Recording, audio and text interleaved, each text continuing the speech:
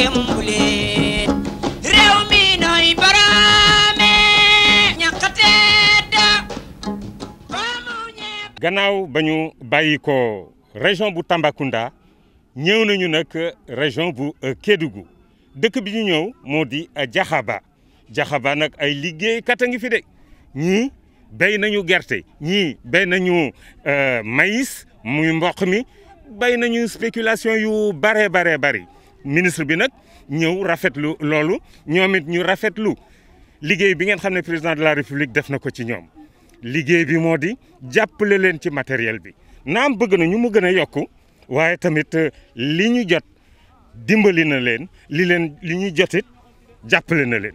Covid bi gis ngeen ni mu demee Covid bi feebar boobu dugg si ci biir réew mi indi na lu bari loo xam ne laatul na ko waaye nag takku tey président de la république gouvernement bi yëpp taxaw ngir ñu mën a jàppale suñu bokk yi fii wax nañ leen ko gerte gaa ngi nii dugub ji muy mboq mi ngi nii ak yeneen ak yeneen kon daal ñu ngi ci tournée ministre de l'agriculture et de l'équipement rural di professeur Moussa Baldé. Ndole dimbali la nagulo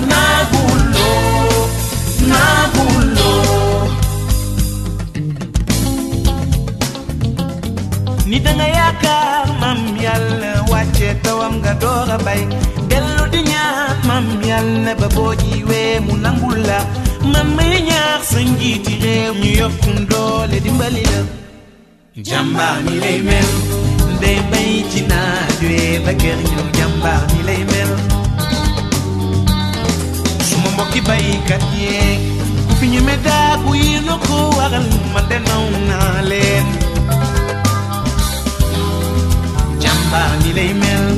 ndey bay ci naaj wee ba kër ñëw jàmbaar ni lay mel puuje ko tey ji ci ngor te maanu di doon tosamba nga jëm ca yàlla man maa tudd Samba Diallo di Granke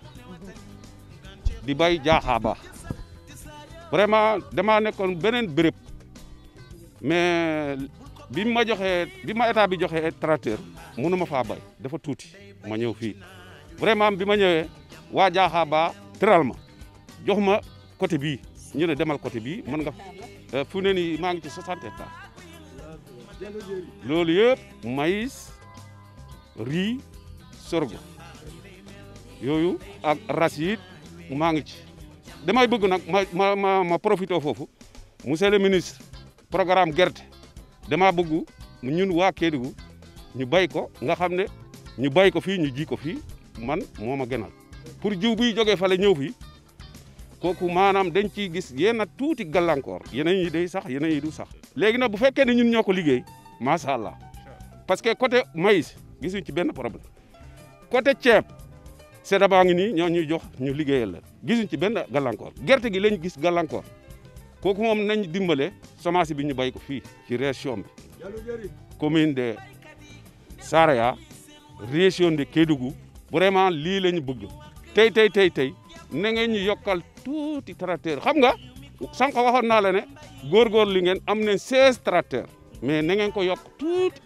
parce que li tax xale yi non ndànk-ndànk la xale yi dañoo bëgg a bay jógee ci juraay yi ñëw ci tool yi gis naa ko tey lu bëree bëri ndax manquant engrais dès le début ma engrais yëpp dafa jeex tak kooku moom ma xam ne xale yi jógee nañ ci juraay yi ñëw nañ ci mbay mi commune Saraya na moo ci rawati parce que commune Saraya ñoo yore jura bàyyi nañ jura ñu ngi ci tool yi na ngeen ñu yokkal loolu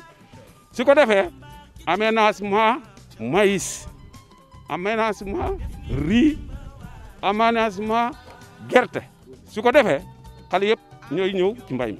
parce que li dama wax loolu xale yi meluñ ni Samba Diallo yor semaine di góor mënuñu ko buñ ko aménagement vraiment su ko defee lépp luñ soxla ci région bi mën nañ ko fi am. li nga amoon daaw ci mbay mi ak li nga am ren lan moo ci gën a baax. bokkut ren moo ëpp li tax taw bi li tax tracteur bi daaw bi may jot tracteur booba ji nañ ba pare ren moom am naa yaakaar ne macha allah way vraiment maa ngi leen di sant di leen gërëm su ngeen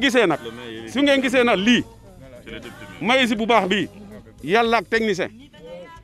ñun li ñu xamoon mbay dundee léegi bay joxe jaay hectare bu nekk mën nañ ci am 3 tonnes loolu yàlla ak technicien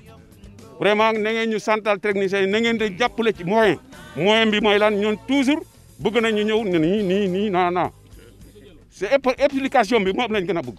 fu ne nii maa ngi fee 60 personnes bay ñooñu ay sumay surga lañ sumay doom. bu ngeen liggéeyee ci Covid bi maanaam feebar bi. waaw jafe na parce que normalement li ñu waroon am ci surga amatuñ ko ren sunu yeneen collaborateurs yi mënuñu dugg am nañ ci tuuti gàllankoor parce que fas buy daw moom ngay dàpp daaw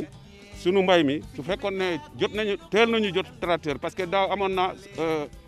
fukk ak juróom surga mais ren 60 la fukk ak ñaar Covid bi gàllankooroon na tool yi nag wax dëgg yàlla parce que doo am surga léegi nag di ma ci dolli kooku ci côté état bi la post récolte vraiment loolu na ngeen ñu jàppale ci loolu suñ ko amee surtout xoolal fu ne nii 20 hectares maïs damm ko par benn day métti 10 hectares man donc 10 hectares riz pour nga dindi ko par yett ko Samba Diallo dong nga ko man loolu day métti xale yi mënuñu ko loolu na ngeen ñu ci jàppale. man maa tudd Madi Danfa honorable député Saraya maire de Bembou léegi li ma wax ne tey moom dama kontaan lu tax parce que ministre bi ñëw si suñu gox di xool seen suñu tool yi vraiment loolu rafet na loolu jeunesse Saraya ak comment dire groupement de femmes yi dañoo jël engagement pour béy dinaa jox benn exemple mooy le directeur de Guigui Sembe Moussa aussi Danfara moom tamit am na tool yeneen tamit donc am nañu tool loolu lañu laaj maintenant gouvernement di accompagner encadrement ak accompagnement ñu laaj tamit ay tracteurs ay semences ay intrants pour ñu ñëw donc à temps wax naa ko jeunes yi dañu engagé léegi moom ñu ngi am na yeneen ñuy jóge tamit juraay yi donc ñëw ci béy bi mais mun nañu tamit def orpaillage n'est-ce pas def tamit béy ñu béy tamit lu ñu récolter ci orpaillage ñu ñëw def ko ci béy loolu mooy programme donc actuellement la journée donc de Saraya.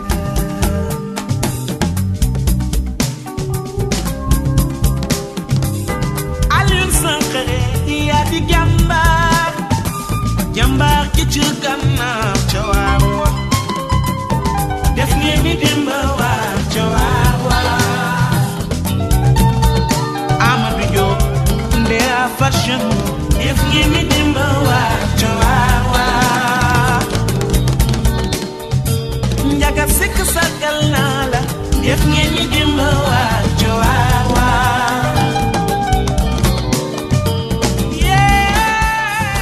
ci toolu GIE Koba Club présidente Adja Aïssata Aya Ndiaye mais nekku fi man maa ko représenté en tant que secrétaire général GIE bi. tey jii ngeen di bay foño nekk lu am solo ci biir Kédougou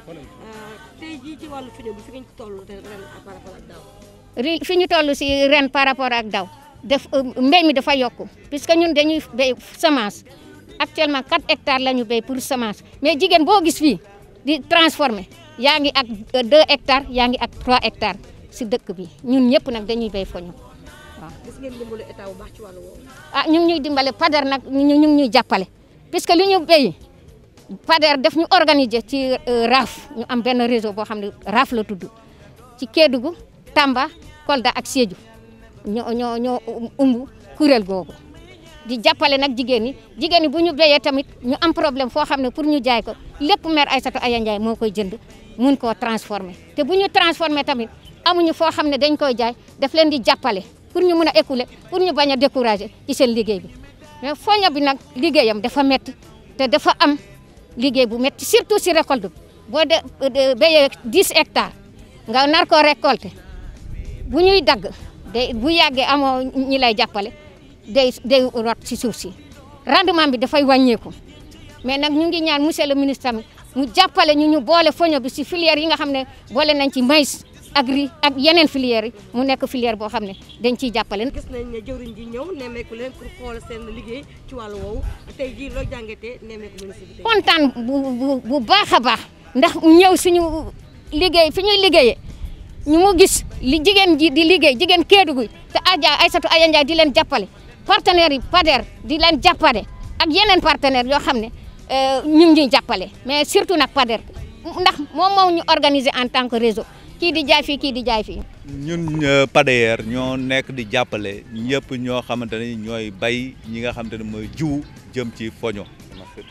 suñuy bay foño dañuy fexe ba mbay mi am ay semences certifiées yoo xamante ne moom la ñuy jëfandikoo suñ ko amee rendement yu baax ñu defal leen ay formation yoo xamante ne moo leen di may ñu am production boo xamante ne bu mucc ayib la boo xamante ne bu bëri la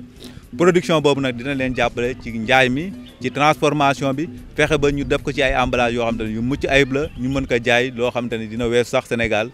dinañ génn Kédougou génn Sénégal di exporter même foño bi su ko defee nit ñi am as tuut loo xamante ni si la ñuy tedde am loo xamante ni aussi dina def seen teraanga ñu mën a améliorer ni nga xamante ne moom la ñuy dundee. nguur gi jàppale leen ba ngeen baax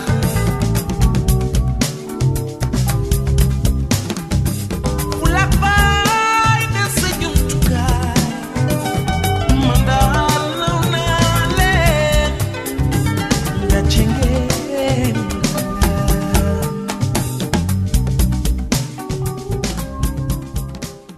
maa ngi gërëm ñëpp di rafetlu teewaayu ministre bi parce que li ñu gis teen ji musu fay am parce que ministre de l'agriculture musul ñëw seet li nga xamante mooy toolu jeunes yi waaye tey dañ koo def ndaxte ministre bi dafa taxaw Sénégal woote ne jeunes yi nañu ñëw ci mbay mi jeunesse Kédougou dëgg loolu ñu delluwaat jeunes yi ci mbay mi daaw dafa fekkoon ñu am 2 hectares par département ren ji ñu ngi à 192 hectares ci région bi loolu grâce ak mécanisation agriculture parce que état bi daf ñoo jox tracteur te tracteur yi moo ñu permettre ji ñu def lii waaye nag du ñu mën a jeexal loolu sans remercier li nga xamante ni service technique état yi commençant par DRDR PADER mi nga xamante ni tey jii nii moom moo ñu jox fit ñu nekk fii tey jii nii di def lii c'est grâce au PADER du ñu fàtte PDRS parce que ñoom tamit ils nous ont donné des intrants jox nañu intrants jox nañu semence Thiers Sud mi nga xamante tey jii nii ñu ngi liggéey ak ñoom ah ils sont en train de mettre en place aujourd'hui les CGR te loolu mu ngi avancé carrément ah ñi nga xamante ne Bamtare ak waa ANCAR vraiment nous ont beaucoup aidé. di nuyu di leen sant di leen gërëm bu baax maa ngi nuyu monsieur le ministre ko xamante ne sama mag la sama xarit la donc tey maa ngi rafetlu ñëwam fii président jeunesse wax na ko c'est une première tey ñu gis un ministre de la République chargé du département agricole ñëw fii di visiter toolu xale yi loolu rafetlu nañ ko ba parce que dina encourager mbay mi dina encourager xale yi dellu ci mbay mi parce que mbay mooy lépp donc di gërëm ñëpp di sant ñëpp di leen jërë ngeen jëf. Merci beaucoup. Je suis président Anya Diallo, président de la Fédération nationale de maïsiculteurs de la région de Kédougou. Aujourd'hui, nous sommes vraiment contents. Contents que le ministre Baldé de venir visiter dans la région de Kédougou comme le producteur. Je vais vous dire aujourd'hui quelque chose que vous permettez très bien, en tant que mon français n'est pas très bien, mais je vous dis quelque chose. Vraiment, vous remercie. Je commence à remercier d'abord le président de la République, Macky Sall. Parce que depuis qu'il est élu, resté président de la République du Sénégal, alors il avait tout pensé d'accompagner le producteur. C'est ça qui développe un pays. Et là aussi, nous savons, Inch'Allah, répondre ça. Rapidement, il n'est pas oublié le producteur. C'est pour cela qu'aujourd'hui, M. Baldé est là. Oui. Pour alors accompagner de nous. Vraiment, nous remercions beaucoup à l'État. Si ça passe, je vais remercier beaucoup de partenaires. Je vais vous dire, je vais citer même ce qui est là dans la région de Kédougou, comme M. le ministre entend. En tout cas, je le remercie, tous les partenaires, PDRS, PADER, CDFITES Bamtare, l'ANCAR, Sodagiri. Covid-19 bu mu tamale tamit comme ni ñu ko waxee rek ministère de l'agriculture dafa ñu wax ni nan lañu projet bu nekk mën nañ def pour dimbali nit ñi ci de telle sorte que jafe-jafe yi ñuy am ci Covid-19 ñu mën ko atténuer ou bien en tout cas mu bañ a am doole noonu yëpp. ci wàll boobu daaw déjà ñun projet Thiès Sud bi ñu appuyé mbay bi ñu ngi toll ci à peu près 90 millions la ñu injecté ci mbay bi maintenant bu ñu amee Covid-19 bu ñu après nag suñu appui bi dem na ba presque 392 millions la ñu injecté ren ci wàll parce que dañuy bëgg yokk parce que li ñuy wax Covid-19 bu ñu intervenir xëy na jeunes yi baykat yi du ñu am koom-koom boo xam ne war na mën a tax ñu financer engrais ou bien ñu am apport boo xam ne war nañ mën a dem ci banques yi pour que ñu mën a am financement bi donc projet Thiès Sud dafa joxe apport boobu yëpp pour que financement boobu jeunes yi mun ci jot loolu dafa tax nag ren presque ñoo ngi béy à peu près 2000 hectares de maïs ci zone bi ay à peu près 1000 hectares de riz ci béy boobu yëpp boo ko xoolee lu ci bari jeunes yi ñoo ko jël conseil régional de la jeunesse yi ñoom ñu bari ñoo bénéficier ci appui bi parce que lu tax conseil régional de la jeunesse daaw dañuy defar benn forum boo xam ne ministre de l'agriculture et de l'équipement rural moo ko présidé woon mu conclure forum bi dañu ne forum bi thème bi mooy lan la ñu war a def pour que jeunes yi mënu dellu ci mbay bi ci ñu gis ci seen bopp tamit loolu moo nekkoon forum boo xam ne bu ñu paree ci forum bi am na ay recommandations yu takku boo xam ne wax nañ ko foofu ak kii bi ministre bi tënk na ko ay recommandations yu fortes ci ginnaaw recommandation boobu nag ñun ñu wax ni léegi nag pour que jeunes yi nit ñi mën gis seen bopp il faut que ñu wax lu ñuy wax des fois territorialiser les filières maanaam bu ñu commencé ci filière dañuy commencé ci production transformation pour que de telle sorte que li nga transformé parce que boo ko transformé da nga am valeur ajoutée li ngay jaay produit transformé ak li ngay jaay produit transformé bokkul donc valeur ajoutée boobu mënul des ci koom-koom yokk koom-koom jeunes yi ak ndaw yoo xam ne ñoo ngi yëngatu ci wàllu mbay donc appui bi def nañ ci ceeb ak mboq dañuy dem appui bi tamit ci wàllu banane bi producteur de banane tamit dañuy am seen appui parce que déjà ci lépp li ñuy soxla ci wàllu intrant dans le cadre de la production des bananes tamit projet bi dina ci yëngatu mais dina appui projet dina surtout féete ci wàllu jigéen yi ak ndaw yi pour que ñoom tamit lu ñu bëgg bu ko jigéen ñi ak ndaw yi gën a sóobu ci wàllu mbay ñoom ci yokku seen koom-koom ci wàllu mbay. ñu ngi fi Kédougou ci région Kédougou def nañ toolu ceeb yi dugub foño xam nga ne foño moom maanaam Kédougou peut-être moo ci nekk numéro 1. jigéen yi macha allah ñu ngi ciy góorgóorlu ñu ngi def transformation mais li ñu remarqué ren mooy xam nga Kédougou fii la ñuy njëkk indi suñu intrant yi mais nee nañ doyul parce que ñun lu ñu doon séntu ci emblavir ci Kédougou dafay yokk lool at bi lu tax mu yokk ñoom ñoo ko waxal seen bopp ren Kédougou dañu am maanaam lu ëpp fukki tracteur yu bees yu fi ñëw loolu moo tax li ñu béy. Aña Diallo sax mu ngi doon wax ne xëy na ren mënuñu ko xayma mais nag DAPSA defe naa ñoom am nañu expertise pour xayma ko dinañ ko xayma incha allah mais gëm nañ déjà ne production agricole bu Sédhiou dafa yokk loolu. li ñu gëm aussi c'est que waa Sédhiou ñoo ko waxal seen bopp waa Kédougou ñoo ko waxal seen bopp bu dee seen matériel agricole yokk na comme ni mu yokkee ren ñoom xam nañ ne li ñuy wax ne or bi moo tax liggéeyuñu loolu dañ koy fàtte. parce que jeunes yi fii ci toolu jeune lañ nekk fii ñoom nee nañu commencé nañ liggéey ci tool yi yàgg na mais amuñu woon matériel daaw par exemple ñu ngi def juróomi benn hectare ren presque def nañ 200 hectares lu waral loolu parce que am nañu tracteur donc li ñu xam mooy mbéyum Sénégal pour ñu dooleel ko xale yi ñu dugg ci bu baax xale yu Kolda xale yu Kédougou Tamba loolu rek loolu la ñu wax il nous faut ñu am matériel agricole bu ñu ko amee dinañ sóobu ci mbéy mi ca incha allah Sénégal dina am souveraineté alimentaire donc loolu moo tax ci PAP 2 bi naam Macky Sall def na effort yu baax a baax ci matériel agricole parce que moom moo fi indi direction de la modernisation de l'équipement rural créé ministère de l'agriculture et de l'équipement rural dugal ay tracteurs ay junni tracteurs ci Sénégal wante doyul mais PAP 2 bi incha allah dina yokk ba ñëpp gis seen bopp ku bëgg tracteur te mën a liggéey nga ñëw liggéey àll Kédougou bi nga xam ne dafa vraiment nekk pour agriculture ñu béy ko ñu xam ne Kédougou aussi région agricole la du affaire or kese mais région agricole boo xam ne war na mën a bokk ci suñu souveraineté. jàmbaar ni lay mel ndey bay ci naaj wi ba kër ñëw jàmbaar ni lay mel suma mbokki baykat yeeg ku fi ñu médaa bu yi na ko waral ma denaw naa leen jàmbaar ni lay mel ndey bay ci naaj wi ba kër ñëw jàmbaar ni lay mel la honorable député Amy Ndiaye Gniby ñu gën maa xam ci femme rurale ma nekk député assemblée nationale waaye doon fa it ndaw waa département Kaffrine yëpp doon ndaw Sénégal yëpp ñëpp xam ma nag ci dund ci mbay. bala ma commencé sama wax may sant président de la république son excellence monsieur Macky Sall di ko sant bu baax di ko sant aussi ci turu population Kaffrine yëpp di sant ministre am bii nga xam ne moo di Moussa Baldé di sant Deya Sané Omar Sané ak personnel am yëpp di sant kii di suñu DRDR muy taal di xamal ne président de la république dafa def liggéey bu am solo ci agriculture te bu ko defee rek dafa mel ne ñëpp la ko defal waaye département Kaffrine moo ci raw ndax ñun ñëpp xam nañ ne ñun ñooy le grenier du Sénégal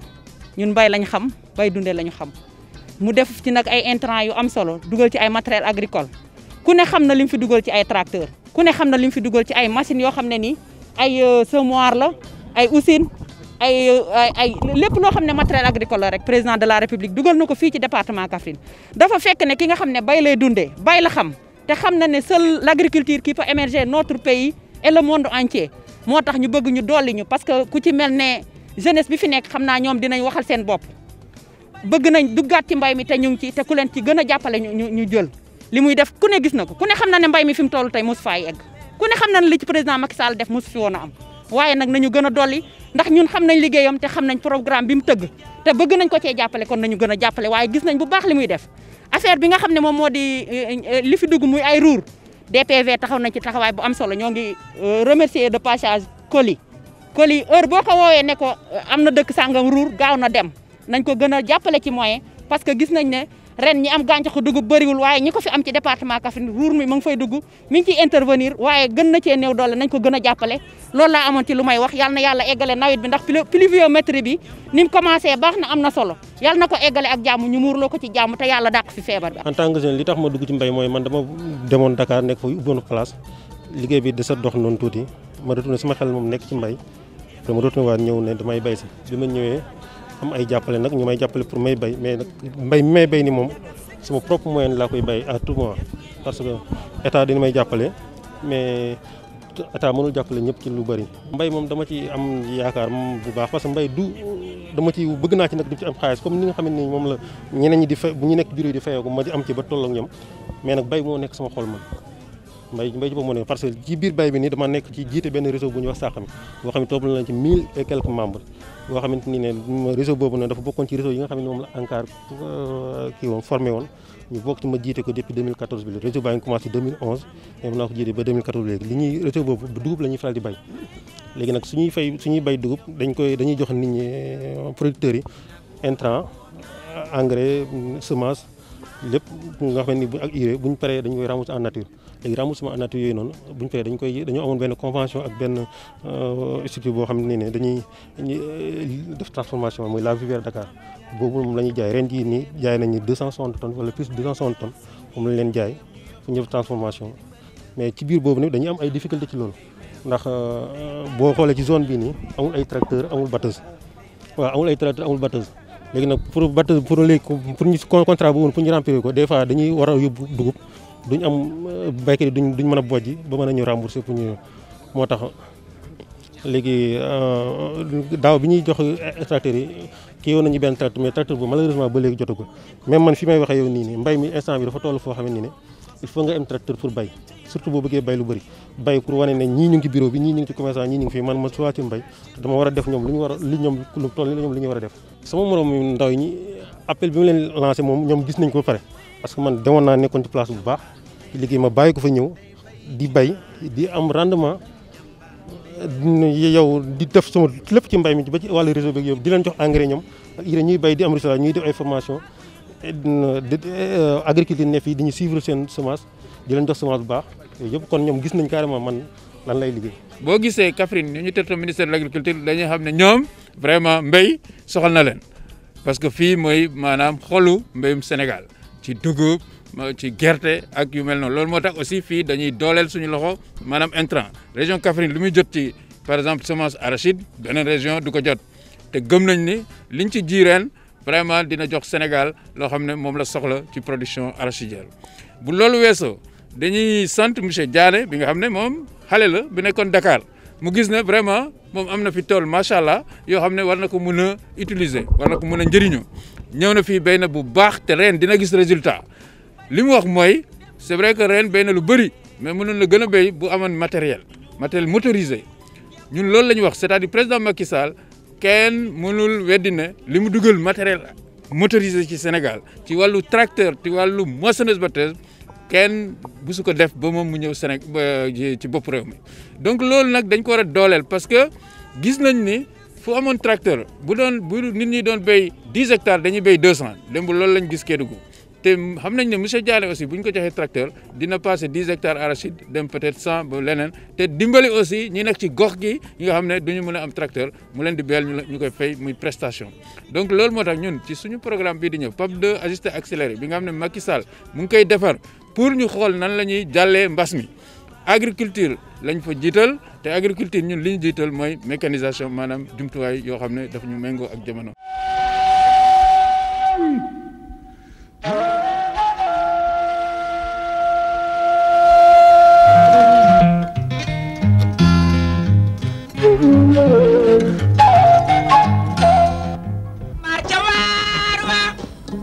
Loli gay du ya ka mom ni kembule